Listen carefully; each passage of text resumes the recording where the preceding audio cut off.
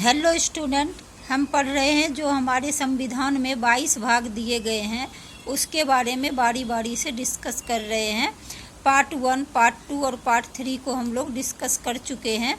Part 1 में हमने पढ़ा कि जो हमारे संविधान में दिया गया है पार्ट 1 के बारे में कि 28 राज्य और 9 यूनियन टेरिटरी जो है वो पार्ट 1 में दिया गया है।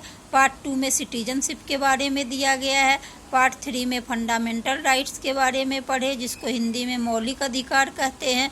अब पार्ट 4 में, संविधान के पार्ट 4 में राज्य के नीति निर्देशक तत्व, जिसको इंग्लिश में directive principle of state policy कहते हैं, उसके बारे में हम लोग पढ़ेंगे स्टूडेंट। जो directive principle of state policy है ये हमारे संविधान के आर्टिकल 36 से 51 तक में है। अब इससे एक प्रश्न ये बन सकता है कि जो directive principle of state policy है ये जो है भारत में किस संविधान से लिया गया है। तो ये डायरेक्टिव प्रिंसिपल जो है हमारे देश में आयरलैंड के संविधान से लिया गया है। अब ये भी प्रश्न बन सकता है कि आयरलैंड में directive principle of state policy यानी कि राज्य के नीति निर्देशक तत्व किस देश से लिया गया है। तो ये स्पेन से लिया गया है। इसका मतलब हुआ कि आयरलैंड के संविधान से भारत में directive principle of state policy राज्य के नीति निर्देशक तत्व को लिया गया और आयरलैंड ने directive principle of state policy को स्पेन के संविधान से लिया। अब है अनुच्छेद 36, राज्य की परिभाषा, राज्य के नीति निर्देशक तत्वों की परिभाषा। अब जो राज्य के नीति निर्देशक तत्व है यह 36 से 51 तक में है, यानी 36 से 51 तक में है। तो 36 में कहा गया है कि राज्य की परिभाषा है, राज्य के नीति निर्देशक तत्वों की परिभाषा है। अनुच्छेद 37 में क्या है, नीति निर्देशक तत्वों में संशोधन। दैट मीन्स है कि आर्टिकल 37 के अकॉर्डिंग ही हम नीति निर्देशक तत्वों में संशोधन कर सकते हैं। अनुच्छेद 38 में क्या है, राज्यों का कर्तव्य है कि वह अपने नागरिकों के हित के लिए कल्याणकारी कार्यक्रम चलाए।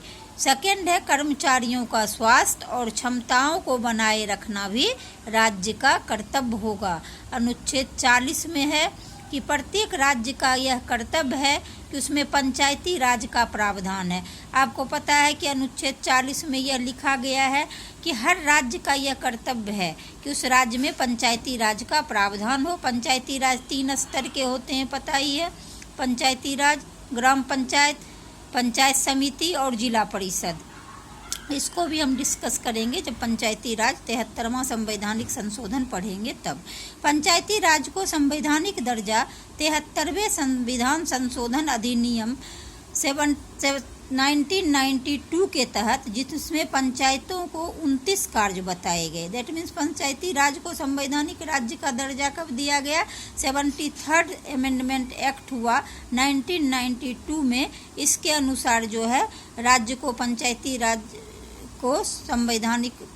राज्य को संवैधानिक दर्जा दिया गया और इसको 29 काम जो है बताए गए पंचायत को। अब अनुच्छेद 41 में क्या है, काम करने का अधिकार, वृद्धावस्था में बीमा, बेरोजगारी भत्ता, ये सारे जो है हमारे अनुच्छेद 41 में है। 42 में है काम की न्याय संगत और मानवोचित दशाओं तथा प्रसूति सहायता उपबंध।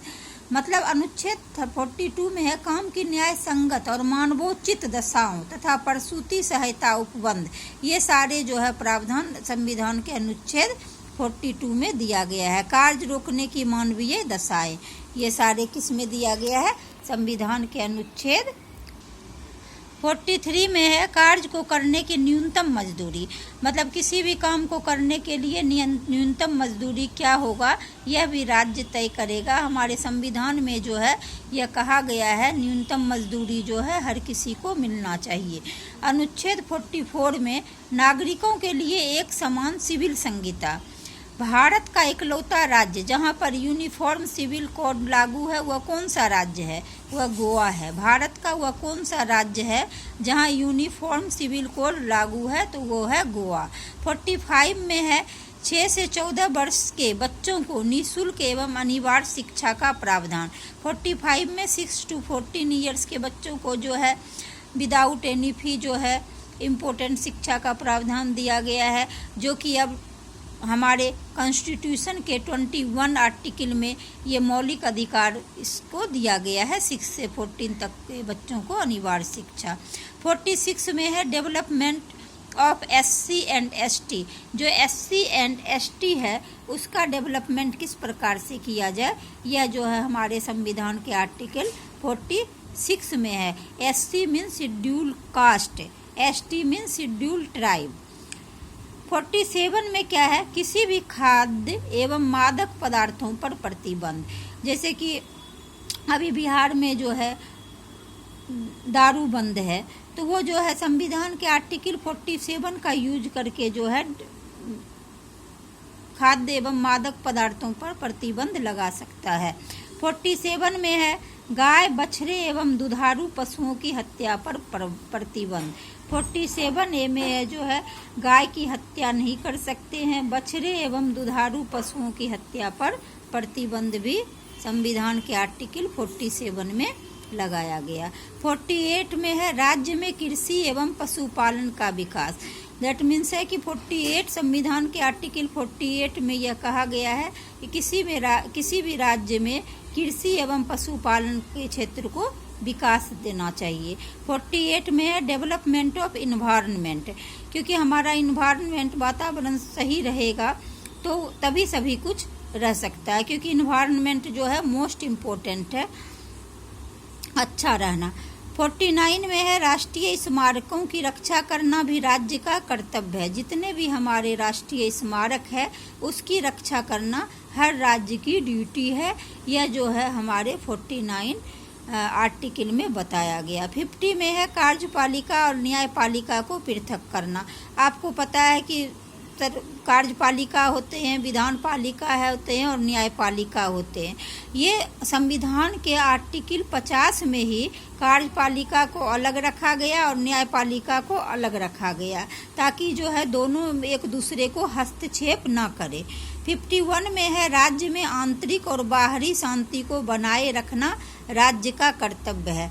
अब 51 में क्या है, राज्य में जो है आंतरिक शक्ति भी, यहाँ राज्य से पॉलिटिकल साइंस में राज्य का अर्थ है कि पूरे देश के लिए बात हो रहा है, ना कि सिर्फ किसी एक राज्य के लिए बात हो रहा है। राज्य में आंतरिक और बाहरी शांति को बनाए रखना भी राज्य का कर्तव्य है, यह 51 में कहा गया है। तो संविधान का जो नीति निर्देशक तत्व है, directive principle of state policy, यह जो है आर्टिकल 36 से 51 में दिया गया है, जो हमारे आयरलैंड के संविधान से लिया गया है। और आयरलैंड जो है directive principle of state policy को स्पेन के संविधान से लिया गया है। यह वीडियो जो है यहीं ख़त्म होता है। अब जो है हम संविधान के पार्ट 5 नेक्स्ट वीडियो में डिस्कस करेंगे।